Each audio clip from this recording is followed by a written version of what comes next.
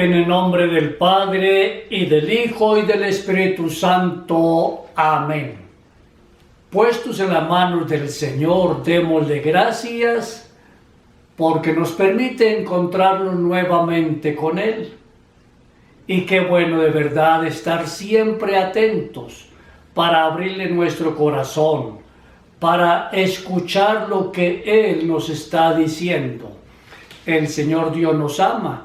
Por eso siempre está atento a todos nosotros. El Evangelio que nos propone la liturgia de hoy está tomado de San Mateo capítulo 12 versículos 38 a 42. Y nos dice así: algunos letrados y fariseos le dijeron a Jesús: Maestro, queremos verte hacer alguna señal. Él les contestó: una generación malvada y adúltera reclama una señal, y no se le concederá más señal que la señal del profeta Jonás. Como estuvo Jonás en el vientre del pez 3 días y 3 noches, así estará el Hijo del Hombre en las entrañas de la tierra 3 días y 3 noches. Durante el juicio se alzarán los habitantes de Nínive contra esta generación y la condenarán, porque ellos se arrepintieron por la predicación de Jonás, y aquí hay alguien mayor que Jonás. La reina del sur se alzará en el juicio contra esta generación y la condenará, porque ella vino del extremo de la tierra para escuchar la sabiduría de Salomón, y aquí hay alguien mayor que Salomón. Palabra del Señor. Nuevamente nos encontramos al Señor Jesús enfrentado con las autoridades, con los fariseos, con tantas personas que a pesar de ver y escuchar lo que Él nos está diciendo para indicarnos en qué consiste el reino de Dios, buscan ponerle algunas trampas. De tal manera que acordémonos que en el capítulo anterior los fariseos le ponen trabas al Señor y le hacen grandes preguntas por el solo hecho de haber curado a un enfermo el día sábado. Hoy los fariseos le piden pruebas, le piden una señal. Así somos todos los seres humanos. Queremos siempre ver o escuchar o tocar alguna señal, creyendo que a través de los sentidos llegamos a la verdad. Claro, a través de los sentidos nos llega el conocimiento, pero conocer las cosas no significa llegar a la verdad, y más a la verdad plena que es Dios mismo. Esta invitación que le hacen a Jesús a realizar una señal extraordinaria es una nueva tentación para manipularlo por medio del poder, lo que Jesús pueda hacer. ¿Cuántas veces nosotros mismos que creemos en Dios buscamos de Él algún signo, alguna prueba? Señor, si tú haces algo por mí, el próximo domingo, Señor, voy a la Eucaristía. O si me concedes esto, Señor, el próximo domingo subiré de rodillas al cerro de Monserrate. Pues no.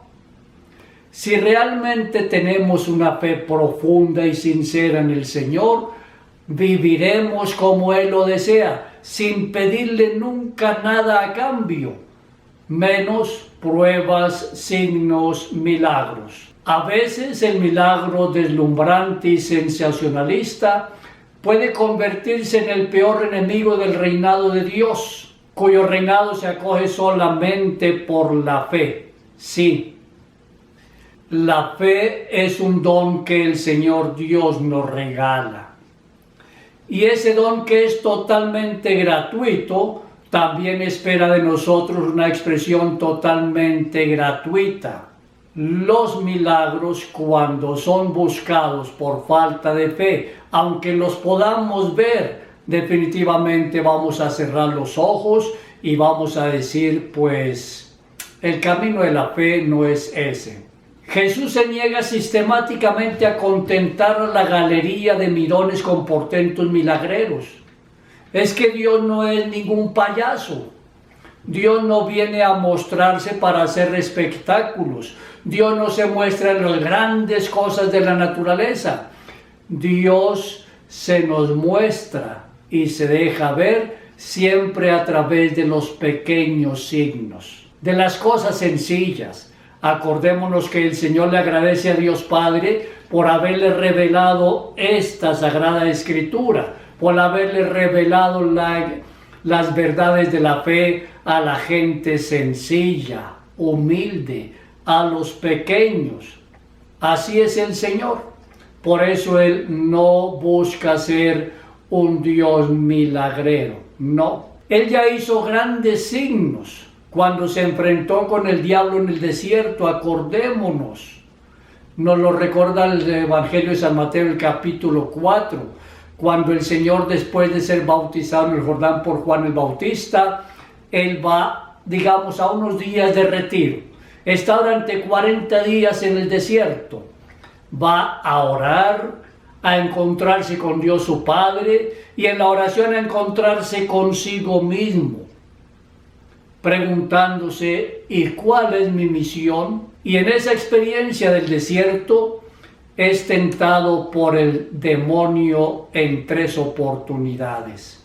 Y en las 3 oportunidades el Señor le hizo ver, inclusive desde las Escrituras, le hizo ver al enemigo que él definitivamente opta por la verdadera libertad, opta por hacer siempre la voluntad de Dios su Padre. Por eso rechaza totalmente toda tentación, toda invitación a caer en el pecado. Y de esa manera nos está diciendo que es posible vencer toda tentación cuando en nuestra mente las ideas son claras, cuando en nuestro corazón definitivamente de verdad amamos a Dios y queremos quedarnos con Él. También el Señor algún momento se dejó llevar de la exasperación. Mucha gente lo seguía. Y entonces le pedían signos, señales, y Él les dice, miren, si no ven signos y prodigios, ustedes no creen. Qué bueno nos lo dice el Señor también en otro texto del Evangelio. Dichosos los que creen sin haber visto. Nosotros no hemos visto al Señor físicamente, no estuvimos con Él, no lo escuchamos allá hablar en la sinagoga o en los caminos de su Israel, no.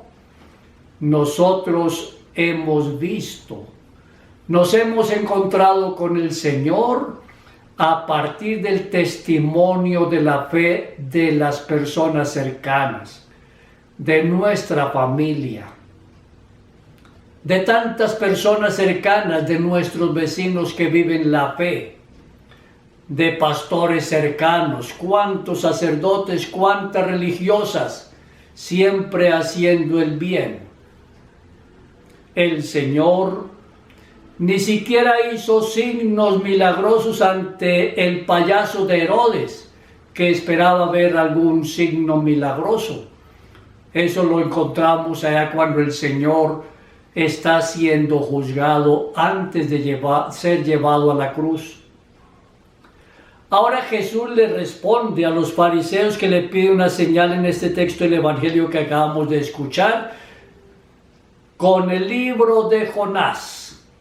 La vida de Jonás se caracteriza porque él fue tragado por un gran pez y estuvo en el vientre del pez 3 días y 3 noches.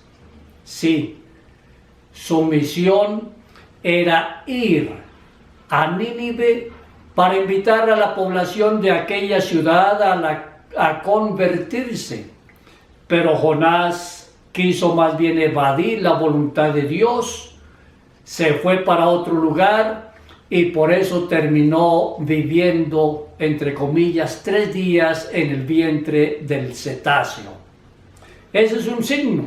Y a partir de ese signo, entonces ya el Señor nos va diciendo que Él va a estar 3 días sepultado. ¿Sí? Combina entonces la revelación con la cruz y la resurrección. A los 3 días de estar sepultado, el Señor resucitado vence a la muerte con la vida. Y así nos asegura a nosotros que también vamos a resucitar y vamos a estar también gozando de una vida eterna junto a Dios su Padre y nuestro Padre. Definitivamente no hay peor ciego que el que no quiera ver. Nosotros mismos hoy cuántas maravillas vemos de la presencia y de la acción de Dios entre nosotros, cerca a nosotros, y sin embargo no queremos ver. Preferimos cerrar los ojos y atenernos solamente a nuestros caprichos. Aún así, también nos encontramos con algunas personas que tienen hambre de milagros para garantizar así la verdad. Jesús mismo es la verdad. Por eso Él nos pide un sentido de la superioridad vinculado por la fe. La fe nos lleva a nosotros a aceptar a una persona en concreto, no unos principios doctrinales, no. Nuestra fe es en la persona de Dios. Dios quien se hace uno de nosotros en Jesús de Nazaret. Y nuestra fe entonces se aferra en el amor. Y así como nosotros no podemos ver el amor, la fe tampoco se puede ver. Porque tanto el amor como la amistad sincera y la fe son valores espirituales, son bienes espirituales, y lo espiritual no se ve. Se puede percibir a través de los hechos. Un hijo percibe que la mamá lo ama cuando esa mamá está siempre atenta a él. Cuando es la primera en estar presente si ese niño o niña está enfermo.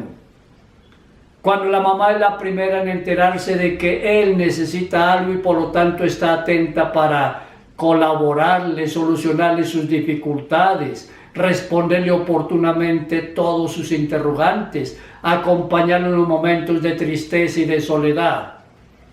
El amor es entonces un bien espiritual que no vemos, pero del cual podemos percibir que está presente por 1000 motivos.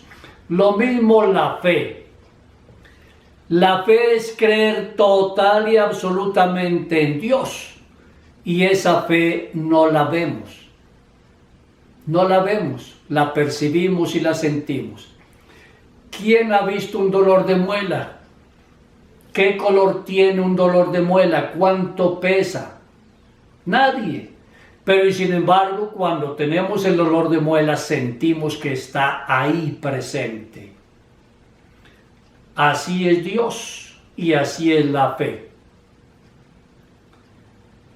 Qué bueno entonces poder aceptar definitivamente al Señor en nuestra vida.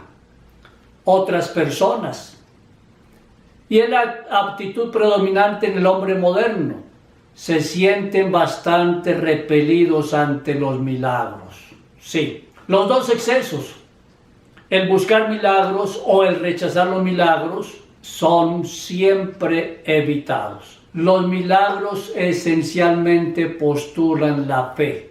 Es decir, solamente una persona de fe tiene la capacidad suficiente de percibir un milagro. Lo mismo, miremos la Eucaristía. El pan y el vino consagrados que dejan de ser pan y vino para convertirse en el cuerpo y en la sangre de Cristo el Señor. Ese hermoso milagro en el cual es el Señor que se nos entrega como el mejor de los alimentos.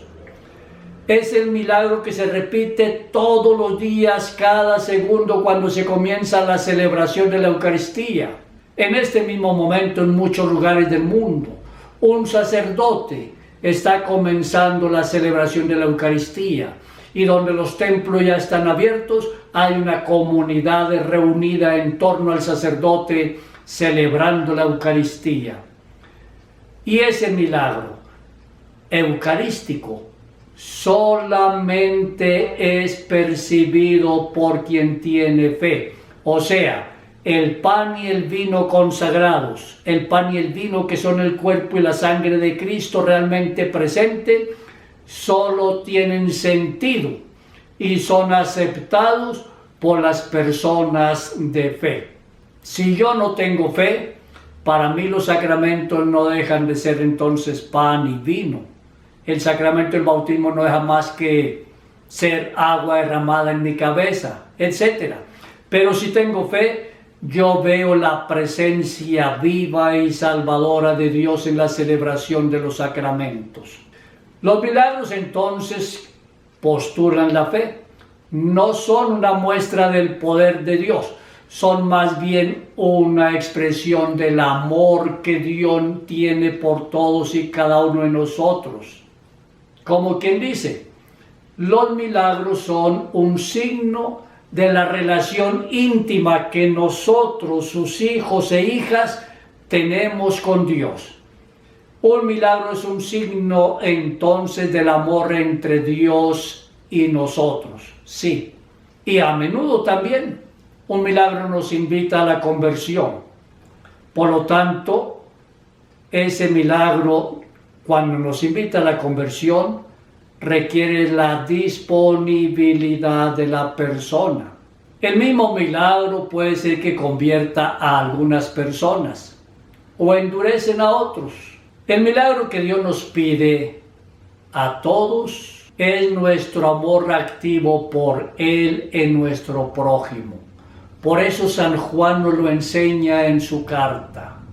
El mayor signo por el cual nos reconocerán es porque nos amamos los unos a los otros. Y el mayor signo milagroso es poder vivir día a día el mandamiento del amor.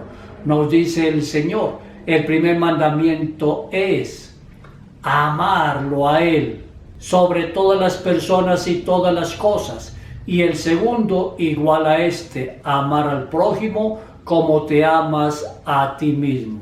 Entonces, por eso vemos que el milagro más grande que Jesús ha hecho por nosotros es entregar su vida en el patíbulo de la cruz y no quererse bajar de allí.